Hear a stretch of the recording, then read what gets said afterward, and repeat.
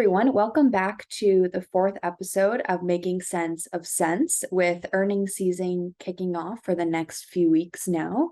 I've been hearing a lot from analysts on the street that roughly 4 out of the 11 sectors in total will only be expecting to have gains coming from Q3 earnings season due to various headwinds in the markets right now that are causing markets to seesaw from the private and public side due to mainly rampant inflation, slower economic growth, and of course the historic 75 basis point hike that the Fed announced a few weeks back now, that are all dragging the markets and also the federal funds rate to roughly 4 to 4.5% right now. And clearly the Fed isn't done with its hawkish, aggressive moves just yet. So what 4 sectors do these really include? Well, if you haven't heard, cash is truly king now. I would definitely jump on that sentiment right now, alongside just looking at commodities and specifically energy prices that have skyrocketed since the Russia-Ukrainian war and invasion, with many companies now price gouging, as I discussed last week as well, which is really hurting consumers at the pump.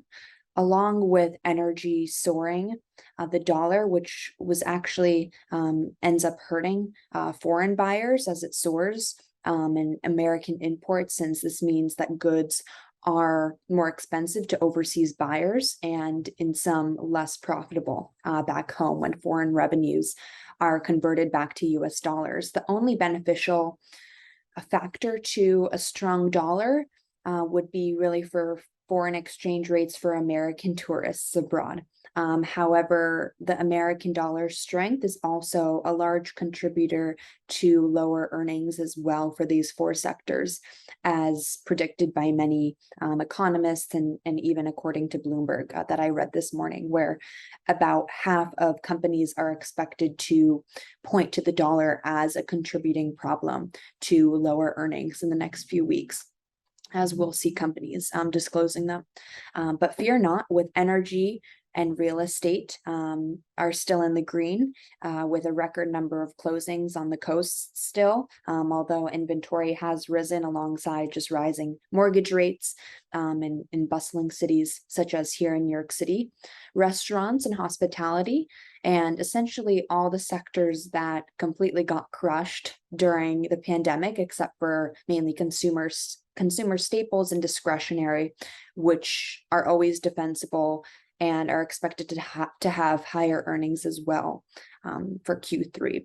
And the rest, from tech to financials, oftentimes known as a bellwether to really test out the strength of the economy, will be harmed in Q3 as expected, especially as we're officially in a bear market, which is known to have 2 consecutive quarters of GDP. That's the textbook definition.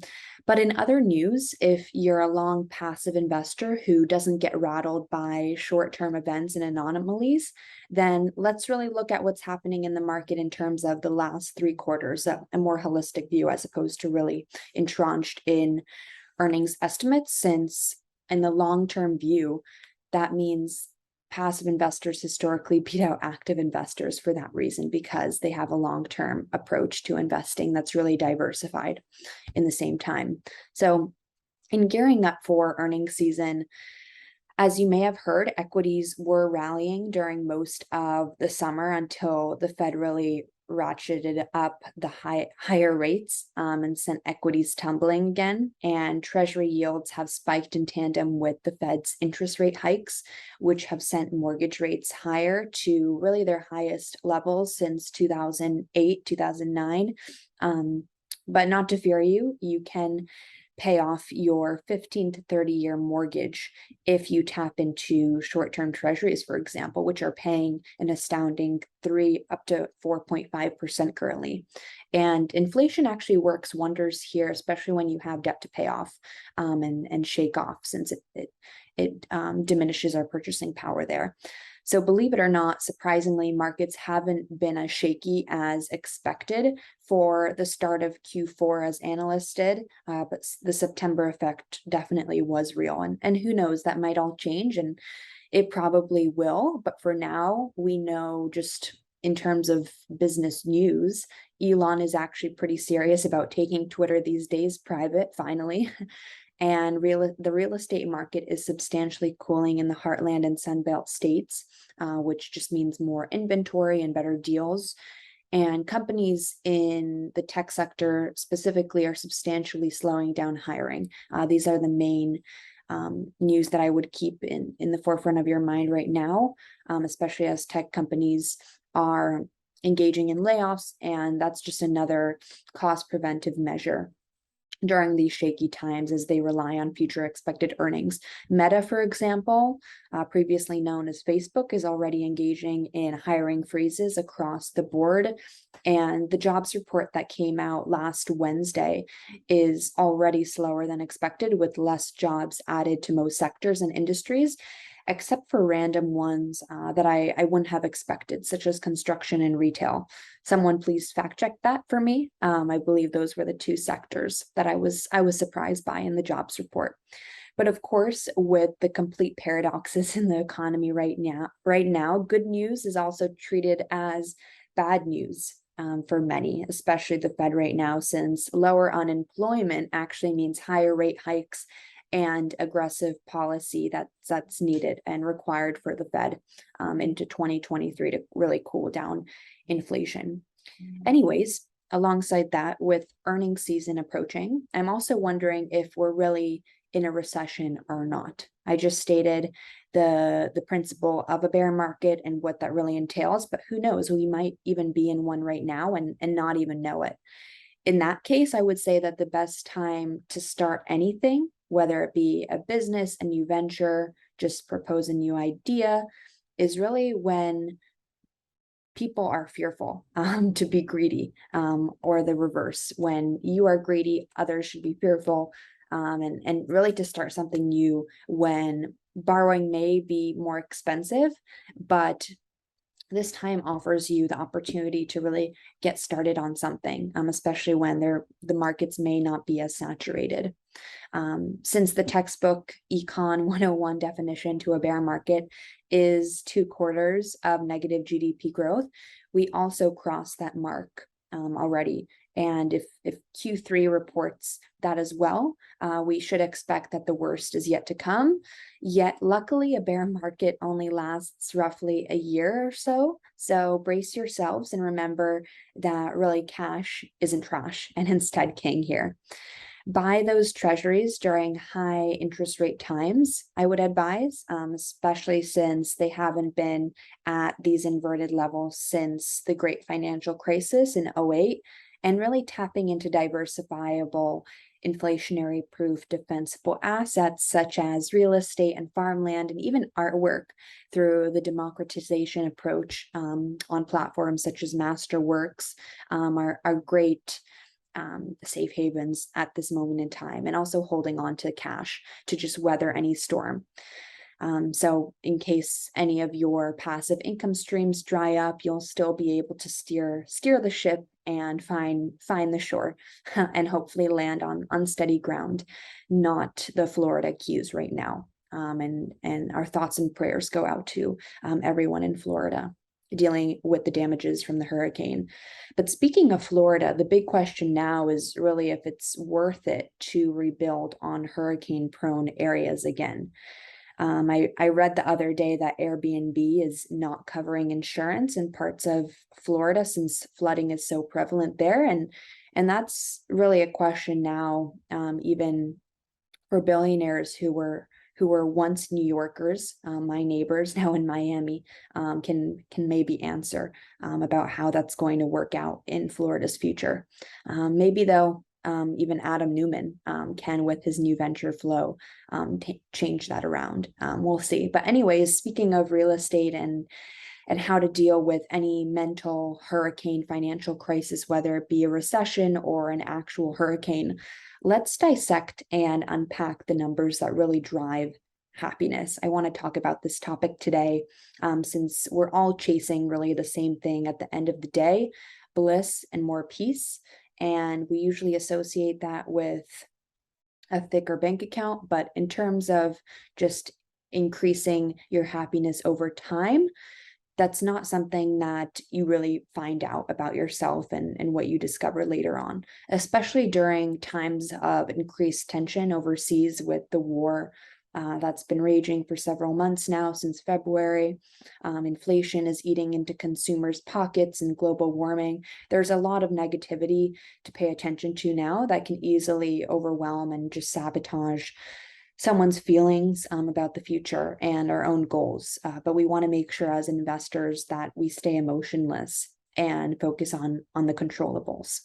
So for those who just hopped on this planet or really made a lump sum and had kind of an existential crisis, realizing that it doesn't actually provide happiness after all, money.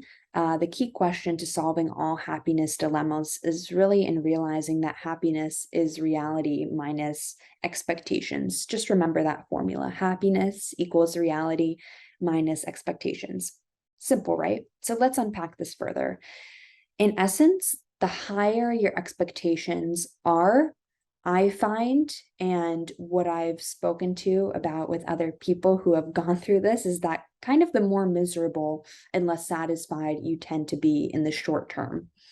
And the more realistic baseline expectations that you have for you and others, the happier you'll end up being. And this all goes back to really the law of hedonic treadmill, or just the idea of the hedonic treadmill, in which no matter how much you may have, once your base needs are met, after the scientifically researched and backed income level of roughly 75K per year, less or more depending on how and where you live, your lifestyle, all of that, your happiness will end up retreating back to just the baseline state. And no matter how much more you acquire, you'll eventually feel the same as you did when you didn't have those materialistic, tangible goods that people usually chase because it's enticing and we always want something that we don't have. But this is also the case whether it be inheriting a lump sum or winning the lottery or through any of those kind of fake methods to reach that baseline happiness. But happiness is ultimately a skill. That's something that I view as and a muscle that you strengthen. It isn't something that can be purchased or has a price tag. If it did, that would make life extremely unfair. And thankfully, it's not that case. As a result, this should make you even happier. And more at peace in some way, in shape and form, and more appreciative of where you are, because anything is really possible, as cheesy as that sounds, but when you put your mind to it. And the best investments oftentimes is not only in yourself, since it pays dividends for a lifetime, but it's really in the priceless things in life that money cannot buy. Focusing and working on your happiness takes a lot of work every single day. And it's something that you cultivate over time through self-development and should be acted as a type of skill that you want to nurture, which I urge all of you to practice on here through just paying attention to the priceless things in life that really cannot be replaced: family, health, friends, and your mental and financial health, which really starts at the core of your health and how you treat yourself. So folks, if you want to learn more about this idea and how to cultivate the highest form of happiness, which is more prevalent and more popularized than ever before, than today in 2022, when we're dealing with various headwinds in and outside of the markets, and really nourish that happiness for yourself and what exactly goes into doing this, go ahead and check out my latest article, linked below, on how happiness actually works and where it comes from. As an analyst, student, and investor myself, these findings are fascinating to me, and really how to find lasting forms of it, which can all be found in my article. Don't be the badger of bad news, I say, especially these days. Looking at the bright side of everything in life will make you and those around you their lives much easier, and you'll actually and naturally be able to reprogram your mindset to look for the silver linings. So until next time, I hope you all have a safe and peaceful week on the topic of happiness, and also a blissful one. Life can be simple after all, or you can make it difficult. It's all up to you. So I urge you all to be mindful of what you can control and really block out the rest, control the controllables. What's most important is the emotion that you exhibit and how you react to things. Otherwise, you can't really control anything else. So let life live on and move on at the same time. I'll see you all next week. And we're always open to constructive feedback as well on making sense of sense. So if you have anything you would like to add, whether it be questions, concerns, comments, or even criticism, we're always open to it to help us grow and improve our episodes for next time. So thank you guys again, and stay safe and healthy and ultimately happy for true financial freedom.